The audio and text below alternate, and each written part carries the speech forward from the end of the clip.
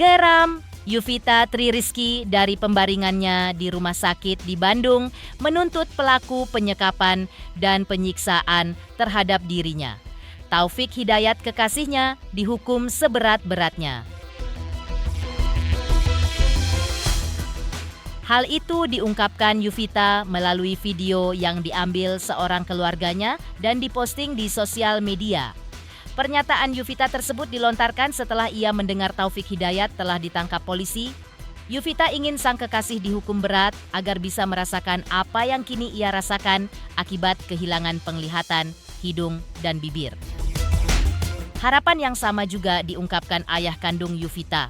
Bahkan sang ayah berharap agar Taufik Hidayat pelaku sadis tersebut dipenjara seumur hidup lantaran putrinya pun alami cacat seumur hidup. Seperti apa keanehan yang dirasakan oleh penjaga kos saat Taufik Hidayat dan Yuvita 3 bulan belakangan ini menempati kos yang dijaganya? Seperti apa pula pasangan Uya Kuya dan Astrid menanggapi prahara penyekapan dan penyiksaan oleh kekasih di Bandung, Jawa Barat tersebut? Pemirsa, bersama Intens Investigasi, kami hadirkan kabar terkini, terpercaya, dan teraktual. Tetapi sebelumnya, jangan lupa untuk like, subscribe, dan juga share channel YouTube ini.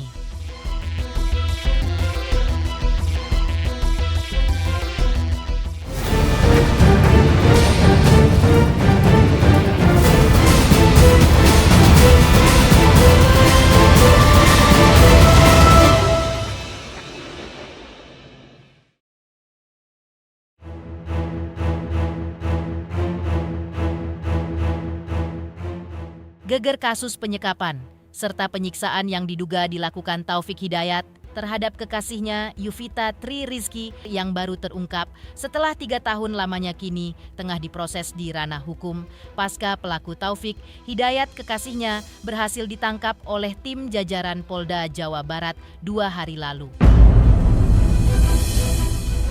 Kabar tertangkapnya Taufik Hidayat sudah sampai di telinga Yuvita yang hingga kemarin masih dirawat di Rumah Sakit Hasan Sadikin Bandung. Mendengar kabar tersebut, Yuvita menuturkan rasa senang dan bahagiannya.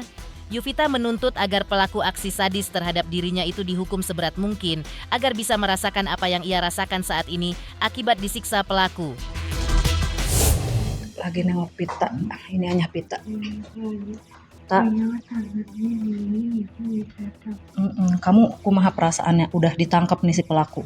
Alhamdulillah senang sekali, terima kasih Pak Kapolda sudah membantu saya. Saya jadi lebih senang lagi, saya lagi bahagia lagi dan saya lebih tenang karena dia sudah tertangkap. Kita pengennya dia diapain tani? Hukumannya apa tak? Saya pengen dia dihukum seberat mungkin biar dia ngerasain apa yang saya rasain. Kita serahkan ya tanya ke pihak berwajib. Amin, ya Allah, semoga si pelaku dihukum seberat-beratnya, setimpal-timpalnya. Kalau bisa mata ganti mata, hidung ganti hidung, mulut ganti hidung. Ya dipikir hancur. Amin, terima kasih. Kita tetap kuat. Ya, semua warga Indonesia mendukung Pita, ngasih kekuatan buat Pita. Terima kasih. Ya. Tak hanya Yuvita Tri Rizky selaku korban. Ayah kandung Yuvita yang setia menemani anaknya di Rumah Sakit Hasan Sadikin Bandung pun menyampaikan harapannya atas proses hukum terhadap pelaku. Bahkan, ayah Yuvita berharap agar pelaku bisa dipenjara seumur hidup agar bisa setimpal dengan apa yang diderita oleh sang anak yang kini mengalami cacat seumur hidup. Ini, Mas, harapan Mas Irin gimana nih buat si pelaku? Ya hukumlah seberat-beratnya. Sebenarnya kan emang kita negara hukum ya kalau bisa seumur hidup aja. Sebab kan anak kita juga seumur hidup cacat. Aksi penyekapan seorang perempuan bernama Yuvita di Bandung oleh kekasihnya Taufik Hidayat selama 3 tahun, kronologi kejadiannya diungkap oleh sang kakak ipar korban bernama Melani. Berdasarkan penjelasan Melani, adik iparnya ini sudah tidak ada kabar dengan keluarga selama 2 tahun belakangan ini. Tiba-tiba pada tanggal 10 Juni 2026 ada pihak yang menghubungi keluarga yang mengabarkan bahwa ada anggota keluarga mereka yang sedang dirawat di Rumah Sakit Hasan Sadikin Bandung. Menurut Melani, setelah pihak keluarga mengecek ke rumah sakit, kondisi wajah korban sudah seperti yang viral beredar di sosial media, nyaris sudah tidak bisa dikenali lagi. Melani mengungkap adanya dugaan kekerasan dan penyiksaan yang dilakukan oleh kekasihnya bernama Taufik Hidayat. Kabarnya, penyiksaan terhadap korban paling intens dilakukan setelah pelaku menguasai aset korban seperti motor dan ponsel, serta uang 50 juta ludes diambil pelaku. Jika melakukan kesalahan sedikit saja, maka korban akan disiksa pelaku. Korban bilang kalau dia dimutasi kerja, makanya kami percaya-percaya saja kan. Bilang ke orang tua, katanya mah saya dipindahin lagi nih kerjanya ke daerah Majalengka. Awalnya kan di Pasteur kan. Ya, kami kan percaya-percaya aja ya. Saya pikir memang iya kerja gitu. Adik saya itu menghilang 2 tahun yang lalu. Sudah tidak ada kontaknya selama 2 tahun. Akhirnya pas kemarin tanggal 10 Juni itu ada yang nelpon ke keluarga mengabarkan kalau ada anggota keluarga yang sedang di rumah sakit harus ada tindakan operasi, katanya kecelakaan. Terlihat sekali jelas wajahnya. Wajahnya udah nggak bisa dikenalin. Bibirnya hidungnya bibirnya udah nggak ada, giginya udah nggak ada juga, matanya juga, kedua matanya udah disiksa, kalau salah sedikit katanya disiksa, dipukul, ditonjok. Kondisinya memang mungkin sulit ya untuk kabur karena lihat keadaan sekarang itu sepertinya itu adalah bukti bahwa dia selalu mencoba untuk kabur tapi tidak pernah bisa gitu. Setiap kali dia mencoba untuk kabur, penyiksaannya akan semakin brutal. Itu menurut kesaksian korban ya. Kalau dia teriak, dia malah semakin disiksa gitu, maksudnya jadi kayak dia berbicara gitu doang tuh pukulannya akan semakin keras. Makanya dia menerima saja, kayak pasrah saja, mungkin karena takut juga kali ya.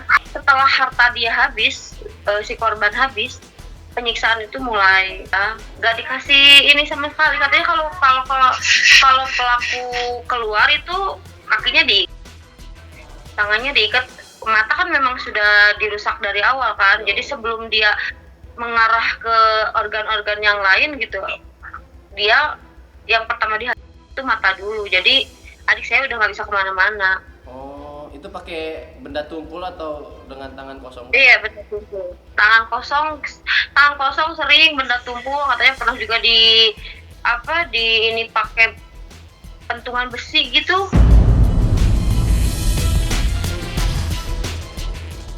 Melani juga mengungkap bahwa sempat terbersit rasa curiga di pihak keluarga kepada Yuvita usai mengaku pindah kerja ke Majalengka, Jawa Barat. Di antaranya lantaran ketika itu Yuvita sudah tidak lagi mengirimkan uang kepada mamanya untuk kebutuhan keluarga sebagaimana biasanya ia lakukan sebelumnya. Fakta lain yang terungkap adalah rupanya pelaku pernah mengintimidasi dan mengancam korban untuk menghubungi keluarga agar tidak melakukan pencarian terkait keberadaannya, apalagi sampai melapor ke pihak yang berwajib. Keluarga merasa yakin Yuvita ketika itu diintimidasi pelaku sehingga ia marah-marah saat menelepon sang kakak ipar untuk memberitahu agar menutup jejak serta menghalangi keluarga mencari korban. Ia bahkan mengancam tidak akan pulang selamanya jika keluarga membuat laporan ke polisi.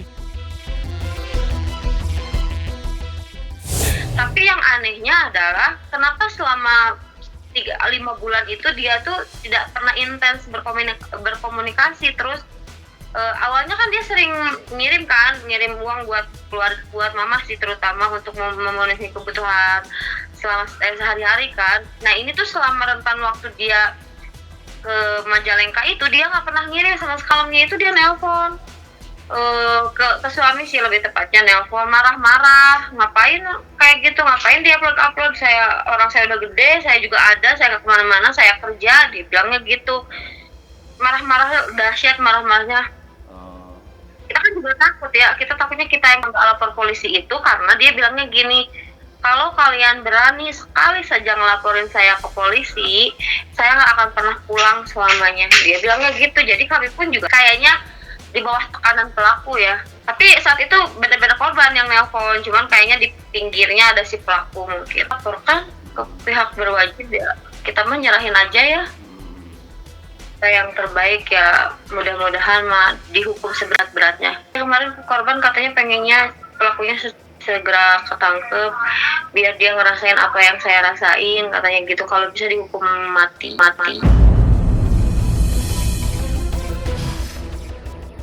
Di sisi lain, penjaga kos ungkap kronologi ketika Yuvita korban penyekapan dan penyiksaan oleh kekasihnya dibawa ke rumah sakit. Lantas, kejanggalan apa yang dirasakan penjaga kos atas perilaku Taufik Hidayat ketika itu?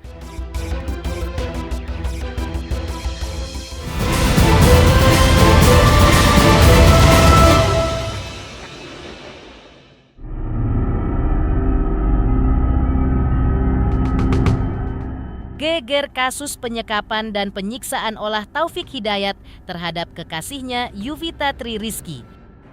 Di Bandung, Jawa Barat, pihak penjaga kos mengungkap detik-detik ketika Yuvita Tri Rizky dibawa ke rumah sakit untuk dirawat.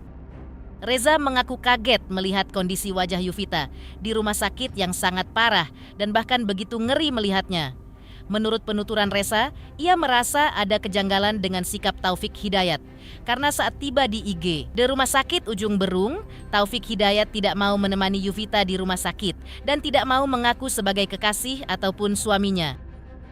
Bahkan, ketika Yuvita dirujuk ke Rumah Sakit Hasan Sadikin Bandung, Taufik Hidayat juga tidak masuk menemui dokter. Bahkan ia mengingatkan kepada Reza penjaga kos agar ia mengakui Taufik sebagai keluarga, bukan sebagai suami. Namun, beruntungnya ketika itu Yuvita sendiri mengaku kepada dokter bahwa ia ke rumah sakit didampingi suaminya. Pengakuan itu diperkuat oleh tato di bagian dada sebelah kiri Yuvita bertuliskan Love Taufik. Pas mengantar ke rumah sakit, jadi dia tuh minta bantuan suruh ngantar ke rumah sakit. Isinya si Taufik itu minta bantuan berangkat dari rumah sakit dari kosan ke rumah sakit Ujung Berung tuh jam 7-an lah, berangkat ke rumah sakit Ujung Berung gitu kan. Habis itu nyampe UGD, yang anehnya tuh si Taufik tuh kan minta diantar, cuman yang harus namanya kan si Taufik harusnya sebagai suami, cuman yang jadi kejanggalannya tuh si Taufik itu nggak mau mengaku sebagai suami gitu kan, Mbak. Jadi malah nyuruh gitu kan, nyuruh saya mengaku sebagai saudaranya. Itu awal dari UGD Ujung Berung. Pihak rumah sakit Ujung Berung kan nanya gini kan, Bapak sebagai apanya? Saya cuma saudaranya, Bu. Terus kesininya sama siapa? Bapak doang sendiri atau gimana?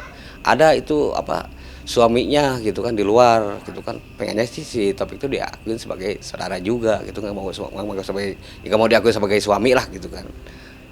Pas nyampe ke rumah sakit Ujung Berung UGD, abis itu kan si pasien tuh kan nggak tahu pas berangkatan dari awal dari sini, nggak tahu keadaannya seperti apa, cuman pas udah dibawa luka sama dokter tuh baru ketahuan wajah sama keadaannya tuh ya parah banget, memprihatinkan lah gitu, ngeri lah liatnya juga gitu kan. Kata dokter dari rumah sakit Ujung Berung tuh disuruh harusnya dibikin rujukan, harus mengarah ke rumah sakit Hasan Sadikin gitu. Udah curiga sih, cuman pas mau ngomong tuh nggak enak gitu kan, takutnya bener dia tuh suami istri. Saya kesana cuma nganter gitu kan, niatnya nolong lah, kasihan gitu kan. Nah pas di mobil tuh kan harus ngambil rujukan tuh waktu itu kan, akhirnya kita berangkat mengarah ke rumah sakit Hasan Sadikin. Nyampe UGD itu si Taufik itu belum nyampe gitu kan, malah dia tuh ngikutin dari belakang. Harusnya kan yang lebih utama tuh kan suaminya gitu kan, yang ikut di mobil. Ini enggak, malah dia tuh ngikutin dari belakang gitu. Terus saya udah nyampe UGD Rumah Sakit Hasan Sadikin, nah si Taufik itu baru perjalanan gitu kan, belum sampai gitu kan. Akhirnya kan saya, karena yang bawa surat-surat rujukan dari Rumah Sakit Ujung Berung, kita kasih surat-suratnya, isinya bawa bilang ke petugas Rumah Sakit Hasan Sadikin tuh bahwa isinya ini ada rujukan suruh diarahin ke rumah sakit Hasan Sadikin gitu.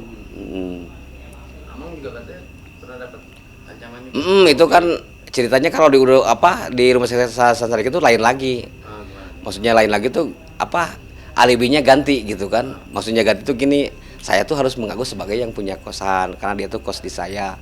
Sedangkan si Topik pengen diakuin sebagai saudara gitu kan. Nah, habis itu kan kalau dokter tuh nggak bisa dibohongi kan. Gitu kan. Masa sih dokter harus bilang ini tahu atau tempe gitu kan. Dokter tuh kan lebih pintar ngerti kan, ada ahli forensik, ada spesialis, ada semuanya udah komplit gitu kan.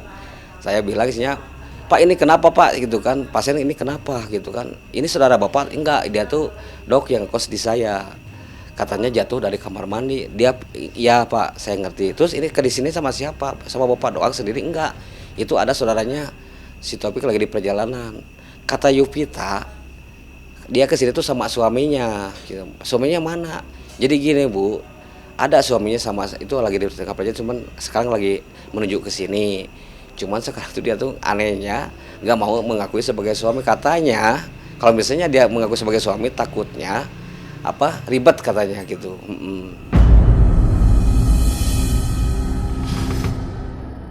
Aksi penyekapan dan penyiksaan sadis yang diduga dilakukan terangkat Taufik Hidayat terhadap kekasihnya berinisial YTER di Bandung, Jawa Barat.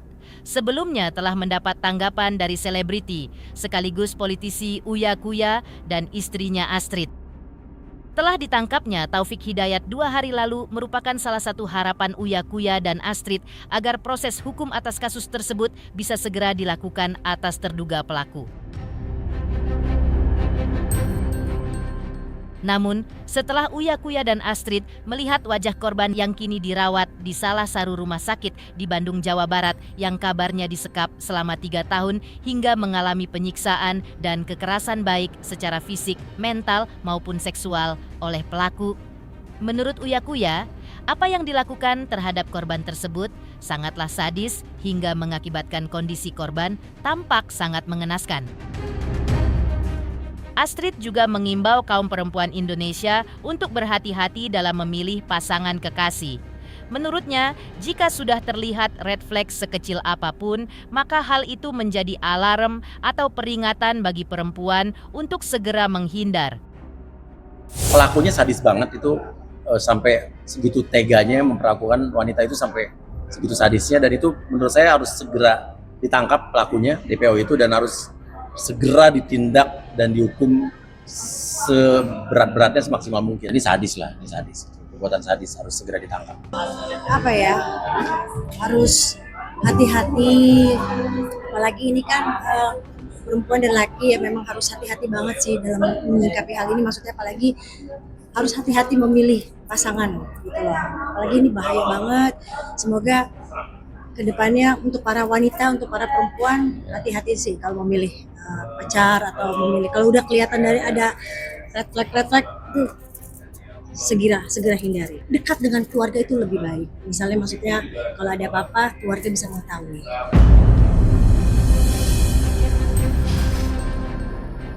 Pemirsa Intens Investigasi, jangan lupa saksikan terus Intens Investigasi. Dan pastikan jangan lupa untuk like, subscribe, share, dan juga komen. Tim redaksi Intens Investigasi juga mengucapkan banyak terima kasih kepada semua subscribers hingga channel Intens Investigasi kini menuju 4 juta subscribers.